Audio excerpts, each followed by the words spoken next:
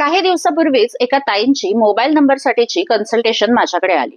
त्यांनी त्यांचे सर्व डिटेल्स शेअर केल्यानंतर त्यांचे नाव पाहता क्षणीच मी त्यांना विचारले की तुम्हाला काही मायग्रेनचा किंवा रक्तवाहिन्यांसंबंधित कोणताही त्रास आहे का. त्यांनी सांगितलं की हो, गेल्या 3 महिन्यांपासून मला मायग्रेनचा त्रास आहे. मी त्यांना सांगितलं की हे तुमच्या नावामधून अगदीच क्लिअर समजत आहे. त्या म्हणाल्या असे कसं होऊ शकते, माझं नाव तर न्यूमरोलॉजिकली सेट केलेले आहे. मी त्यांना विचारलं की तुम्ही नाव कुठून सेट केलं.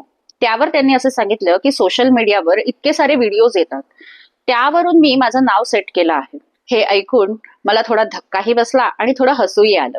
मी त्यांना जी गोष्ट समजावली तीच गोष्ट मी इथे तुमच्या सर्वांशी शेअर करू इच्छिते. न्यूमरोलॉजिकली नाव सेट करताना खाली दिलेला हा तक्ता ही फक्त एकच गोष्ट महत्वाची नाहीये. ह्या तक्त्यावरून तुम्ही तुमच्या लेटर्स मध्ये कोणती ऍड केल्यावर काय येतं हे पाहू शकता.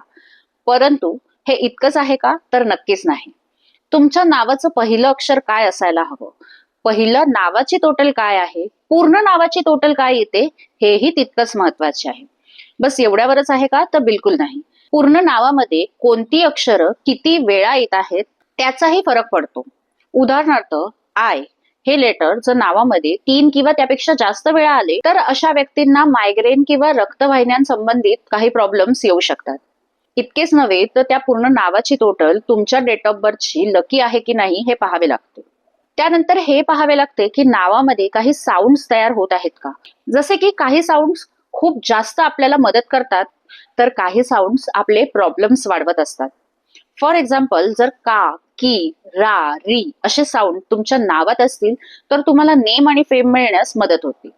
पण ह्याच जागी जर ऍश, एंड असे काही जर साऊंड्स आले तर मात्र तुम्हाला त्या नावाचा प्रॉब्लेम सुद्धा होऊ शकतो. सर्वात महत्वाचा टॉपिक म्हणजे सोशल मीडियावर फार असे सांगितले जाते की 1356 या नावाच्या वरती तुम्हाला टोटल आणायची आहे. हो, हे खरे आहे, पण ह्यापैकी कोणत्या अंकावर टोटल आणायची हे तुमचा लोशू ग्रिड म्हणजेच तुमची जन्मतारीख सांगत असते. ह्या 1356 मधला आपण एक नंबर चूज केला, मग त्या नंबरच्या कोणत्या कंपाऊंडवर हे नाव आणायचं हेही तितकंच महत्वाचे असते. फॉर एक्झाम्पल, आपल्याला एखाद्या व्यक्तीचं नाव 1 नंबरवरती आणायचं आहे. मग हा 1 नंबर 10 मधून पण येतो, 19 मधून पण येतो, 28 मधून पण येतो, 37 मधून पण येतो आणि सो ऑन. अशा अनेक कंपाऊंड मधून हा 1 नंबर येत असतो. मग ह्यातले हे सर्व कंपाऊंड चालतात का, तर बिलकुल नाही. 10 आणि 19 जर हे चांगले कंपाऊंड आहे तर 28 हा अत्यंत खराब कंपाऊंड आहे. ह्यावर नाव आणलं तर अजून जास्त प्रॉब्लेम्स होतात.